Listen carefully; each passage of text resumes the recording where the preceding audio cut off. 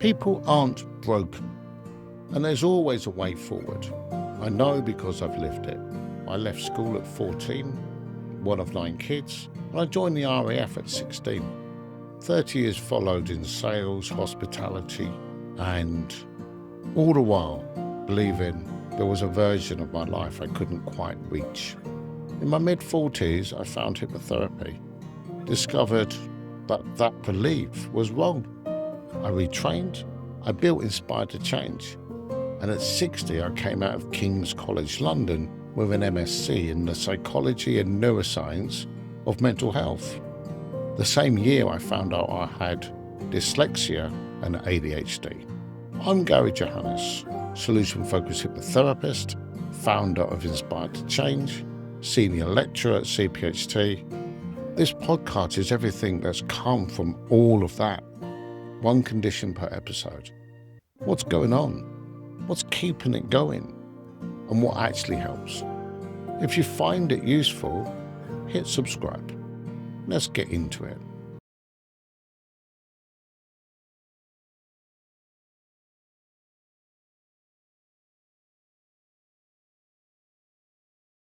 So, stage fright.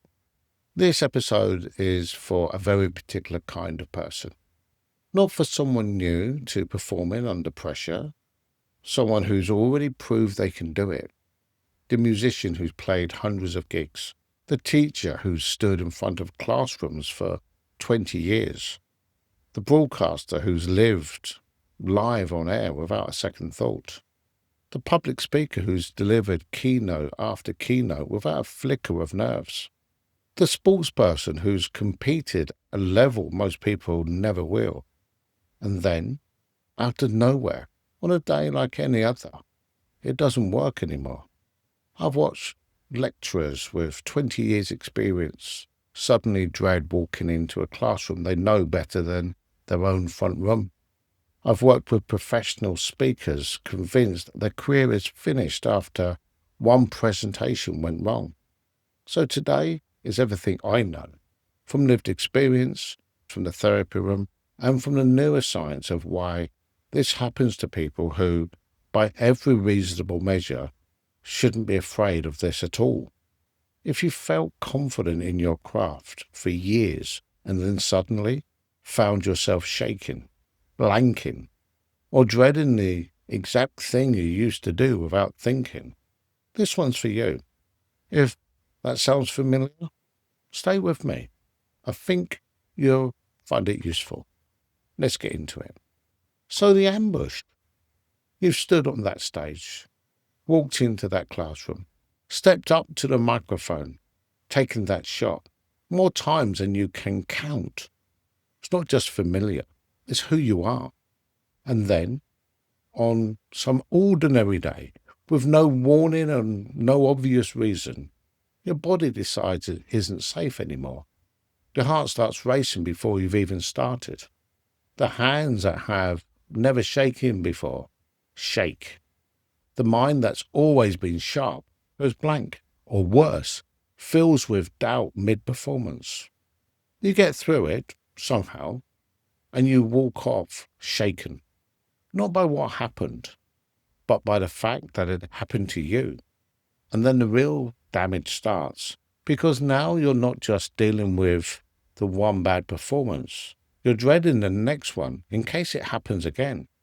And the dread itself becomes a thing that makes it more likely to happen again.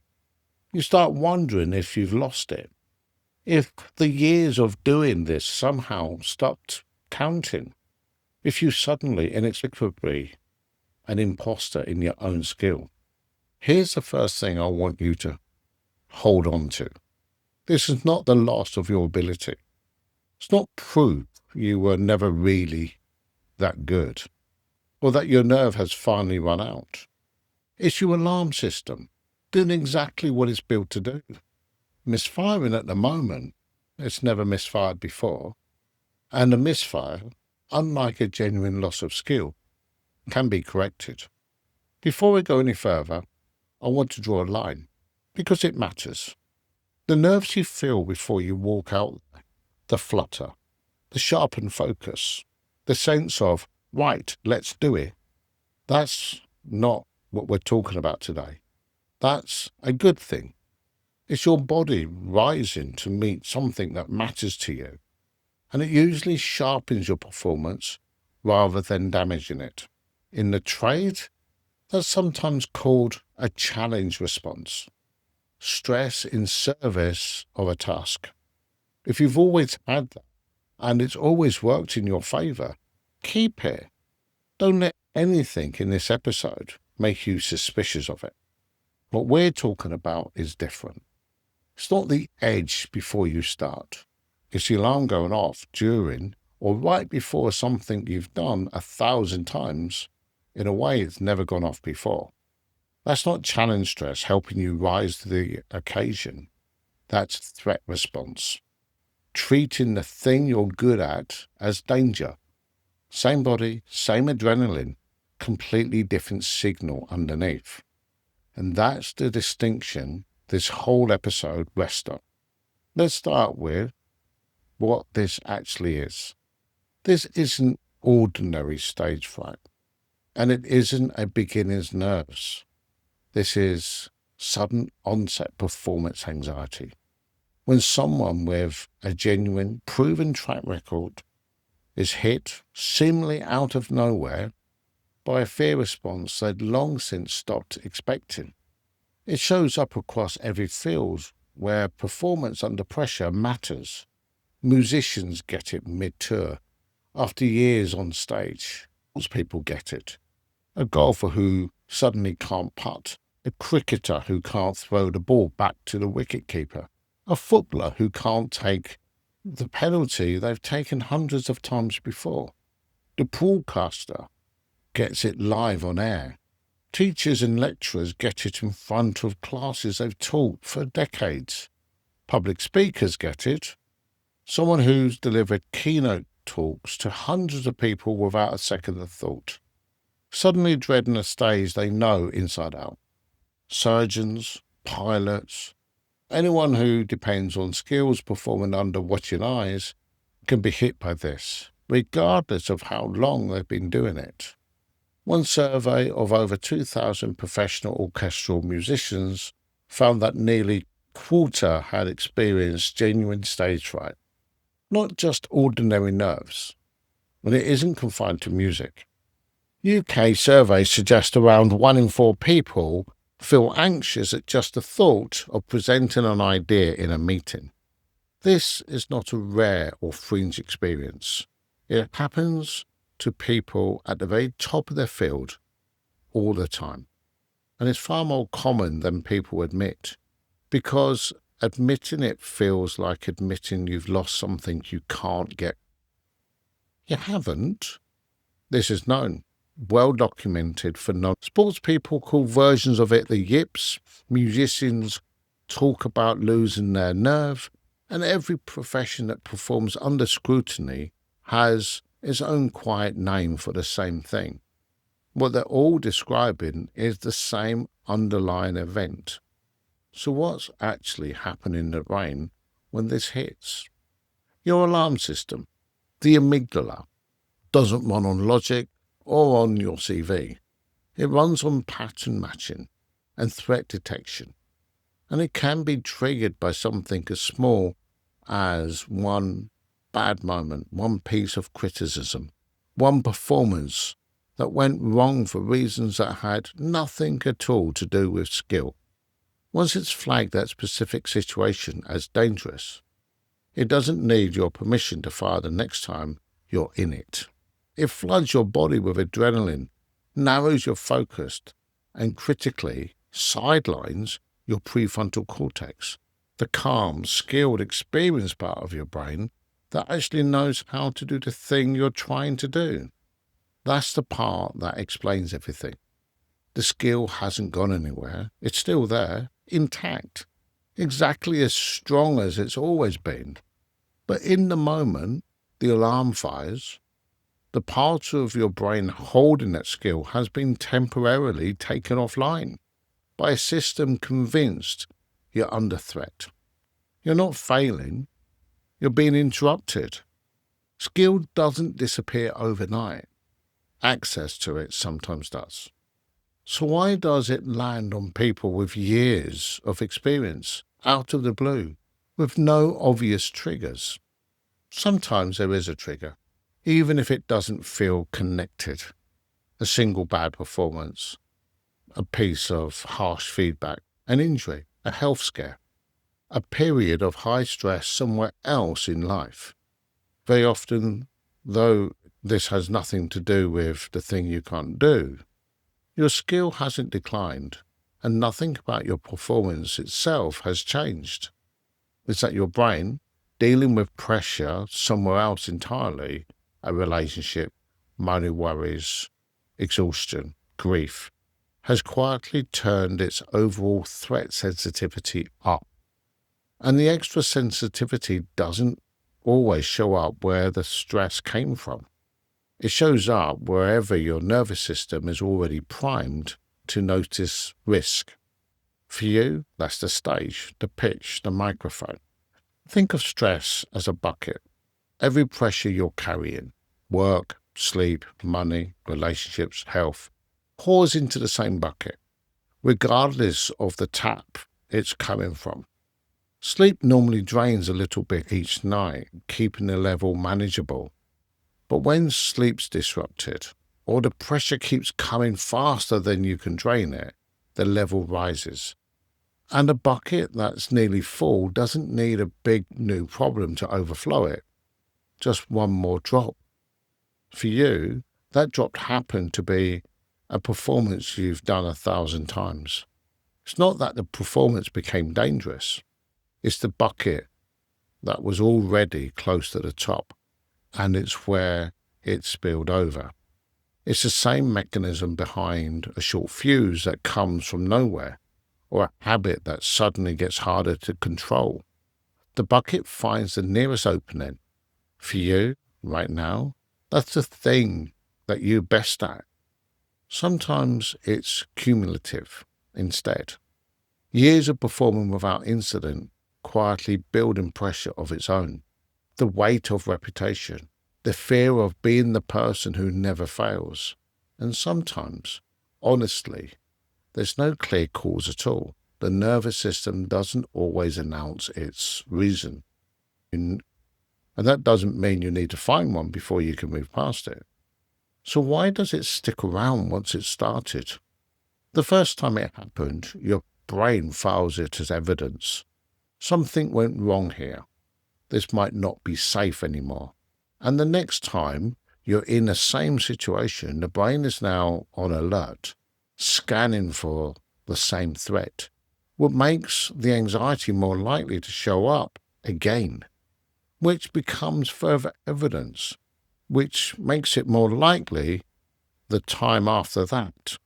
It's a loop, and it can tighten quickly if it isn't addressed. Then there's the weight of your own history working against you, because you know what you're capable of. The gap between what you used to do effortlessly and what's happening now feels enormous. And that gap itself becomes something to fear. And you start performing anxious about being anxious, which is its own particular trap.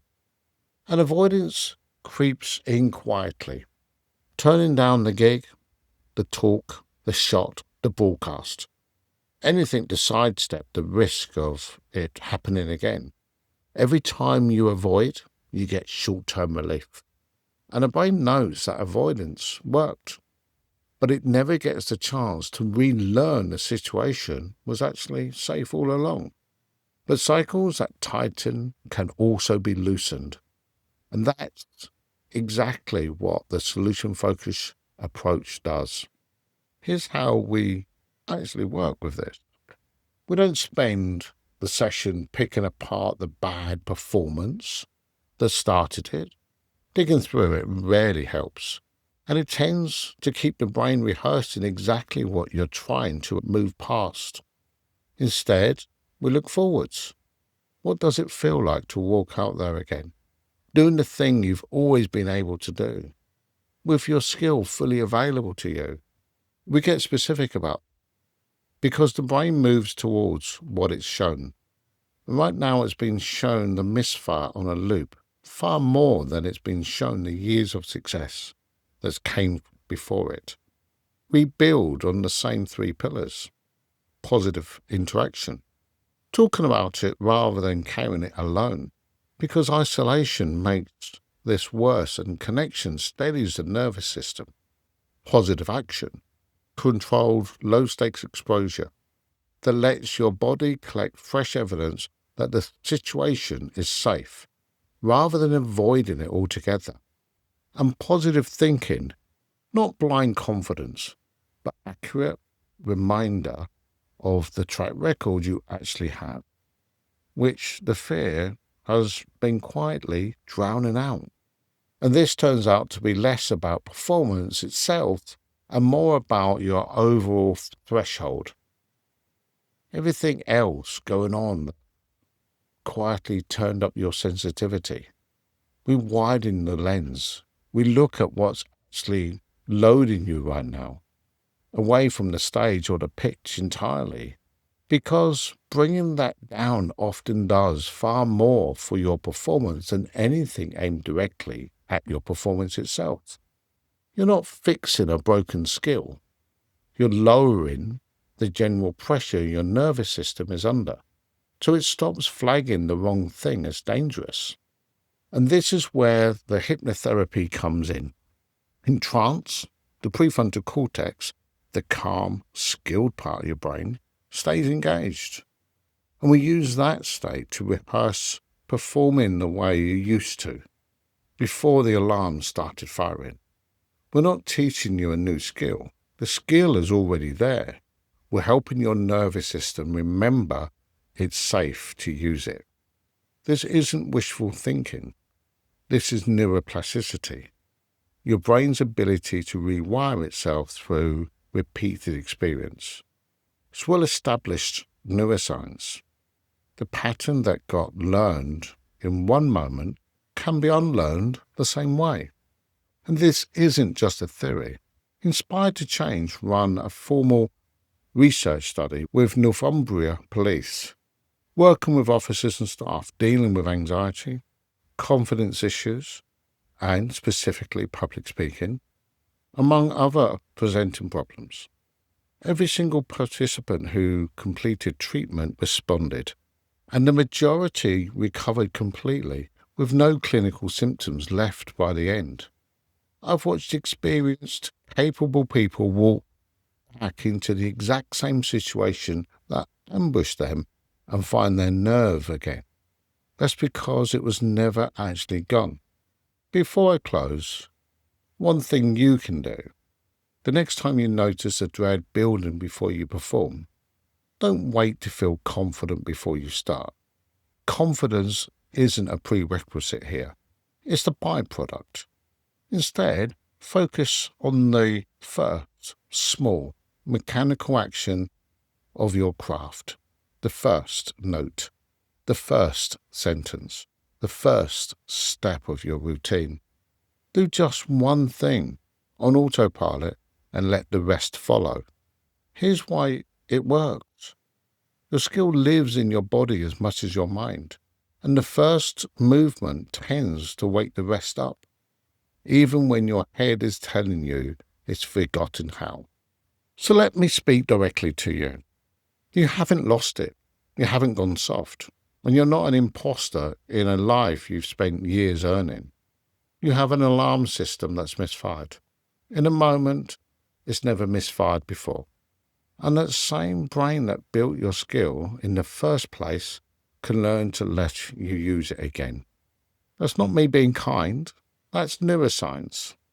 It starts with understanding what's going on. You've just done that. And that, quietly, without any fanfare, is a step forward. If this episode has helped, please do hit subscribe and leave us a review if you can. It helps more people find the podcast. Every episode, one condition, the same honest lens. What's going on, what's keeping it going, and what actually helps. There's a lot more to come. And if you'd like to find out whether Inspired to Change can help you get your nerve back, We have a nationwide network of solution-focused hypnotherapists across the UK. You can find your nearest hypnotherapist, read about how we work, and book a free initial consultation at insp.biz, and you'll find a link in the description below. See you on the next one.